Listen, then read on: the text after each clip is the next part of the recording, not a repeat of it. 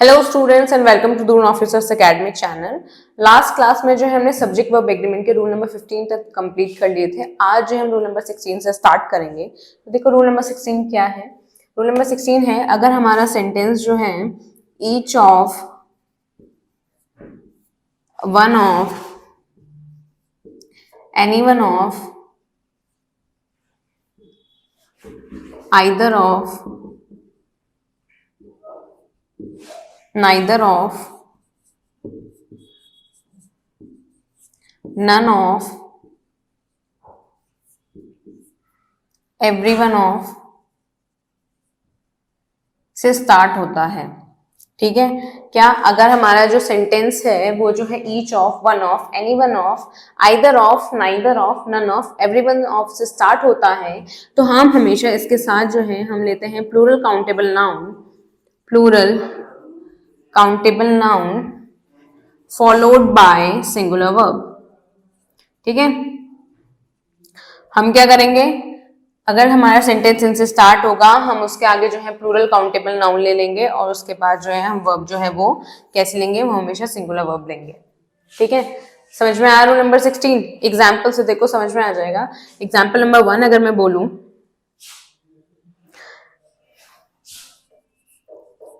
Neither of the two girls has / have participated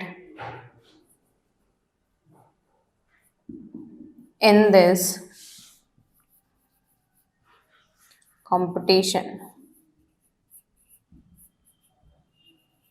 ठीक है, तो यहाँ पे हमारा सेंटेंस जो है नाइदर ऑफ से स्टार्ट हो रहा है। यहाँ पे टू गर्ल्स है, प्लूरल काउंटेबल नाउन आना था तो यहाँ पे प्लूरल है। ठीक है, प्लूरल नाउन है, वर्ब कैसी आ जाएगी आपके यहाँ पे सिंगुलर, तो यहाँ पे क्या जाएगा हैज। ठीक है, क्या हो जाएगा, neither of the two girls has participated in this competition. एक और एग्जाम्पल देखो इसका, वन ऑफ माई गोल्स क्या है, one of my goals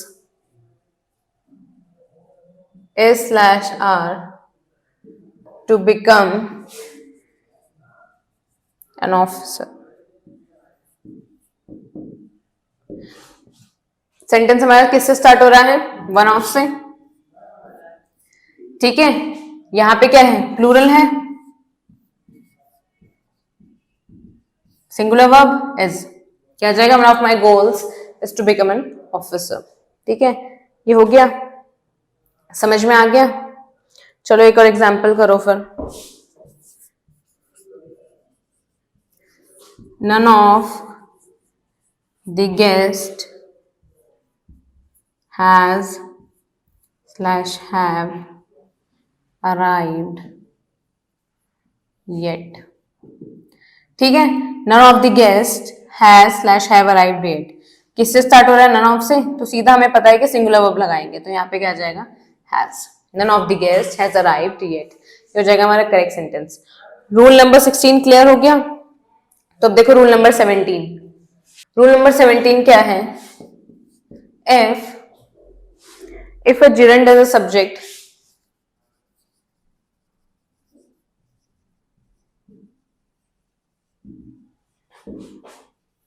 of a clause,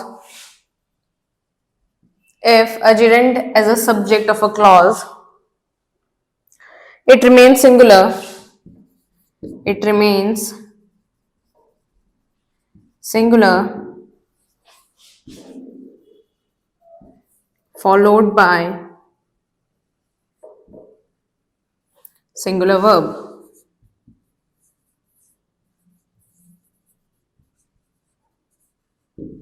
ठीक है, क्या है, अगर हमारा जो सेंटेंस है उसका सब्जेक्ट अगर एक जिरंड है, जिरंड क्या होता है, वर्ब प्लस आईएनजी। ठीक है, वर्ब में प्लस आईएनजी लगा दोगे फिर जो है ये जो है हमारा जो है सब्जेक्ट की तरह काम करने लग जाता है। अगर हमारा सेंटेंस का सब्जेक्ट जो एक जिरंड है तो इसका मतलब वो सब्जेक्ट क्या हो जाएगा, सिंगुलर रहेगा और साथ में वर्ब भी कैसी आ जाएगी, उसके साथ सिंगुलर आ जाएगी। ठीक है, समझ में आया। इसका एग्जाम्पल देखो, एक एग्जाम्पल से समझ में आ जाएगा, like helping people, helping people always make slash makes me happy. ठीक है, in this sentence the main subject here is helping. ठीक है, हेल्पिंग है, हेल्पिंग के यहाँ पे जिरेंट है। अब बताया था अगर हमारा सब्जेक्ट जो है वो जिरेंट होगा तो क्या हो जाएगा, ये सिंगुलर सब्जेक्ट, सिंगुलर सब्जेक्ट हो जाएगा। तो वर्ब भी हम इसके साथ क्या लगा देंगे, सिंगुलर। अब इनमें से सिंगुलर वर्ब कौन सी है, वो है मेक्स। तो क्या हो जाएगा, helping people always makes me happy. इसका एक और एग्जाम्पल करते हैं, walking 5 kilometers in the morning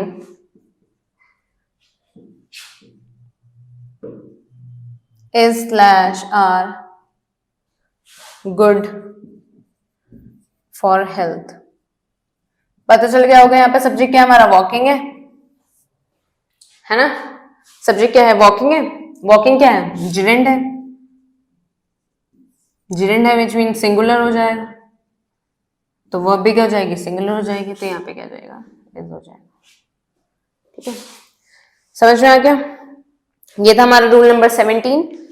अब देखो rule number 18।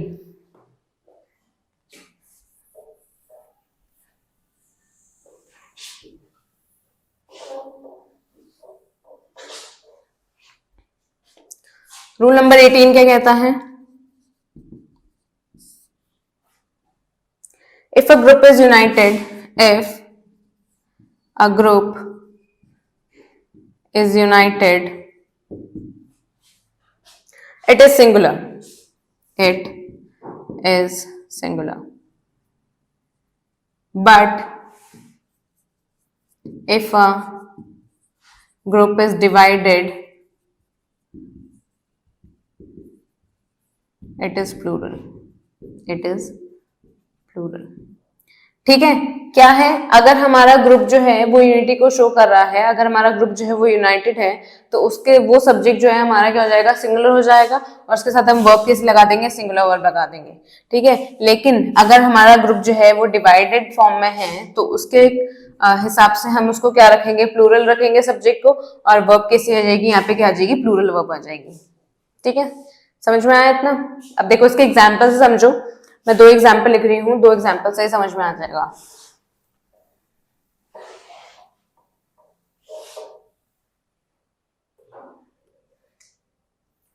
My family is slash are settled in Australia।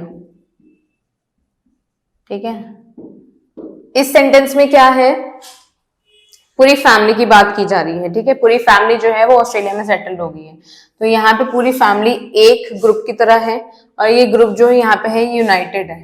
ठीक है, कोई अलग अलग शो नहीं कर रहा है, फैमिली में जितने भी मेंबर्स थे सब एक साथ यूनाइटेड है। यहाँ पे यूनाइटेड है तो विच मीन्स हमारा सब्जेक्ट क्या हो जाएगा, सिंगुलर। सब्जेक्ट सिंगुलर हो जाएगा तो वर्ब भी सिंगुलर हो जाएगी, विच मीन्स यहाँ पे क्या आ जाएगा, as my family is settled in Australia. Got it. इसका एक और एग्जाम्पल देखो, इफ आई से all group of participants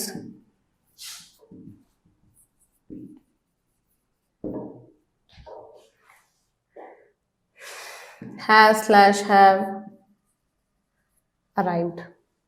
ठीक है, अब इसमें क्या है, हमारा दे रखा है all group of participants has slash have arrived। तो यहाँ पे जो है पार्टिसिपेंट्स के बहुत सारे ग्रुप्स हैं। ठीक है, क्या है, बहुत सारे ग्रुप्स हैं, तो बहुत सारे ग्रुप्स के बारे में बताया गया है। ठीक है, तो जितने भी ग्रुप्स हैं वो क्या है, पहुंच चुके हैं। तो यहाँ पे इस केस में क्या है, डिवाइडेड है, डिवाइडेड है विच मीन्स यहाँ पे क्या है, प्लूरल सब्जेक्ट है ना, प्लूरल सब्जेक्ट है, तो वर्ब भी क्या आ जाएगी हमारी, प्लूरल। इन दोनों में से प्लूरल वर्ब कौन सी है, हैव, तो क्या हो जाएगा, हैव। क्या हो जाएगा हमारा correct sentence, all group of participants have arrived. ठीक है, समझ में आया। अब देखो नेक्स्ट जो है रूल नंबर 18 तक कंप्लीट हो गया है। नेक्स्ट देखो रूल नंबर 19। रूल नंबर 19 जो है बेसिकली हमारा वो क्या है, ईच एंड एवरी का कॉन्सेप्ट। ठीक है, ईच एंड एवरी के साथ हम, अगर ईच एंड एवरी हमारा सब्जेक्ट है तो हम उसके साथ कैसी वर्ब लगाएंगे। ठीक है, तो सबसे पहले इसमें लिखना स्टार्ट करो, each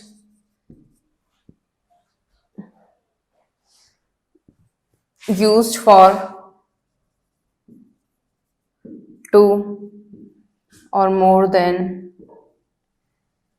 two persons or things. ठीक है, every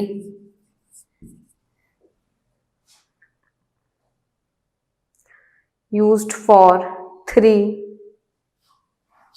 used for three or more than three person or things.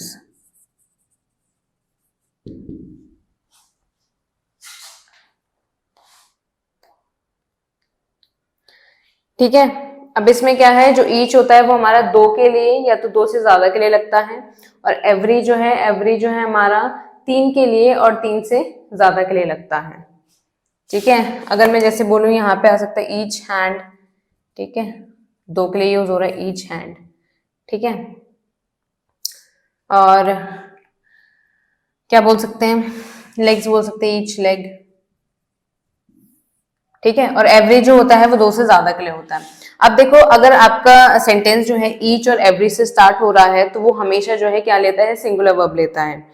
ठीक है, तो इसमें लिखो व्हेन अ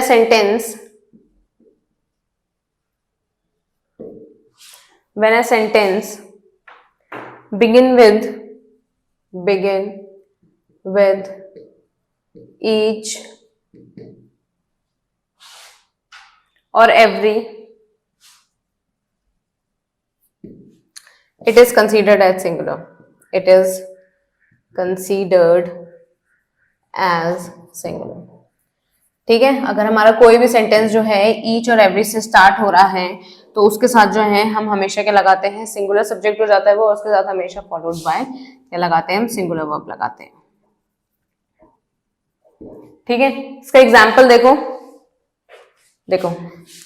एवरी स्टूडेंट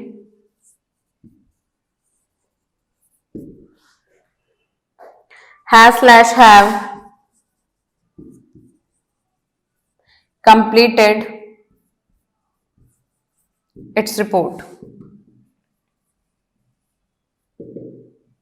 है, यहाँ पे इट्स नहीं क्या पड़ेगा, यस। ठीक है, तो क्या आएगा, every student have completed his report. तो सेंटेंस जो स्टार्ट हमारा एवरी से स्टार्ट है, एवरी से पता है तो क्या लगा देंगे हम, सिंगुलर वर्ब। तो नॉर्मल सिंगुलर वर्ब कौन सी है, तो यहाँ पे आ जाएगा हैज। ठीक है, एक और एग्जांपल देखो,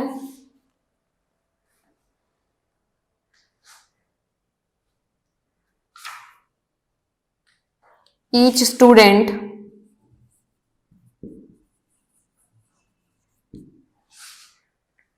have his own method of writing।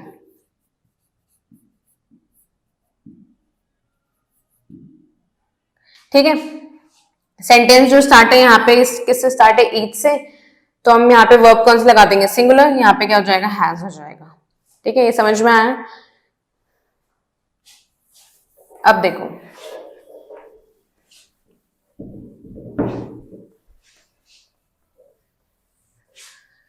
अगर हमारा सेंटेंस जो है ईच एंड एवरी, ठीक है, मतलब कि ईच एंड एवरी से स्टार्ट हो रहा है, दोनों आ रहे हैं उसमें, तो भी इसके साथ जो होगा हमेशा क्या जाएगी, हमेशा हमारी सिंगुलर वर्ब जाएगी। क्या जाएगी, सिंगुलर वर्ब। एग्जाम्पल देखो इसका, each and every student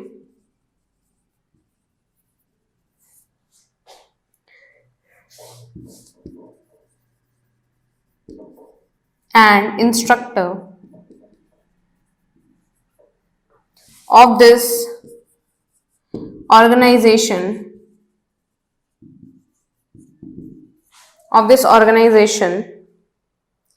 hopes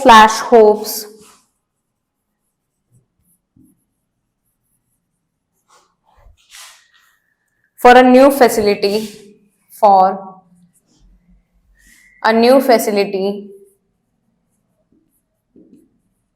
by next year। ठीक है, सेंटेंस जो है हमारा स्टार्ट हो रहा है ईच एंड एवरी से, बताया था भी ईच एंड एवरी से स्टार्ट होगा तो ये सिंगुलर सब्जेक्ट कंसीडर किया जाएगा, सिंगुलर। तो वर्ब भी क्या जाएगी हमारे यहाँ पे सिंगुलर। तो इन दोनों में से होप या होप्स में से सिंगुलर वर्ब कौन सी हमारी, होप्स, ठीक है, क्योंकि एस या ई एस लगा होता है तो वर्ब में हो जाती है सिंगुलर, पहले भी बताया था ये वेरी फर्स्ट क्लास में हमारी, ठीक है। तो हमारा करेक्ट सेंटेंस क्या हो जाएगा, each and every student and instructor of this organisation hopes for a new facility by next year. ये कॉन्सेप्ट क्लियर हो गया ईच एंड एवरी का। अगर हमारा सेंटेंस जो है वो ईच एंड एवरी से स्टार्ट हो रहा है तो उसके साथ हमेशा जो है हमारी सिंगुलर वर्ब आएगी, ध्यान रखना, ठीक है। अब इसका लास्ट रूल करते हैं सब्जेक्ट वर्ब एग्रीमेंट का rule, that is rule number 20।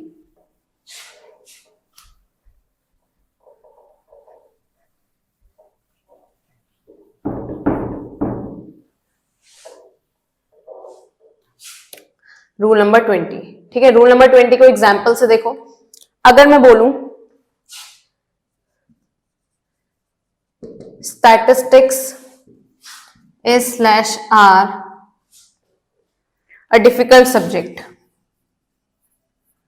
difficult subject, ठीक है।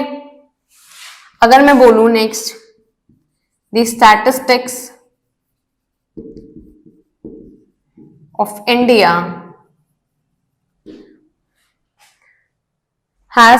have changed in the last few years,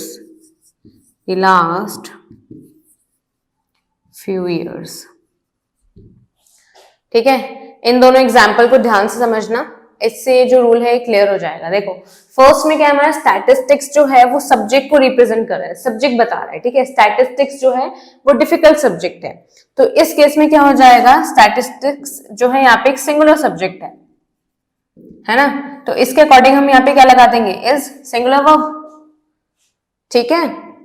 अब देखो जो सेकंड है उसमें जो है हमें इंडिया के स्टैटिस्टिक्स की बात की गई है, इंडिया के स्टैटिस्टिक्स की बात की गई है, मतलब कि यहाँ पे स्टैटिस्टिक्स जो है वो सब्जेक्ट नहीं है। तो इस केस में हम क्या लेंगे, हमेशा जो है प्लूरल वर्ब लेंगे।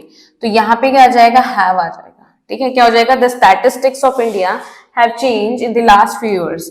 अगर मैं एक और एग्जांपल लूं, just like the economy of UK is/are going to change soon, ठीक है। अब जो है इस वाले एग्जाम्पल में है जो हमें यूके की इकोनॉमी को बताया गया है, ठीक है। यूके की इकोनॉमी को बताया गया है तो यहाँ पे क्या आ जाएगा, प्लूरल, तो यहाँ पे क्या आ जाएगा हमारा आर। अगर मैं बोलूं कि इकोनॉमिक्स जो है एक इंटरेस्टिंग सब्जेक्ट है, economics is/are an interesting subject, तो आप उस केस में क्या लोगे, इज, ठीक है, क्योंकि उस केस में क्या है, इकोनॉमिक्स जो है एक सब्जेक्ट के बारे में बताया गया है। रूल नंबर 20 क्लियर हो गया। हमने जो है रूल नंबर 1 से लेके रूल नंबर 20 तक कंप्लीट कर लिए हैं, और इसके साथ जो हमारा सब्जेक्ट वर्ब एग्रीमेंट का चैप्टर है वो कंप्लीट हो जाता है, ठीक है। नेक्स्ट क्लास में जो है हम न्यू चैप्टर स्टार्ट करेंगे। That's all from my side. Thank you and have a nice day.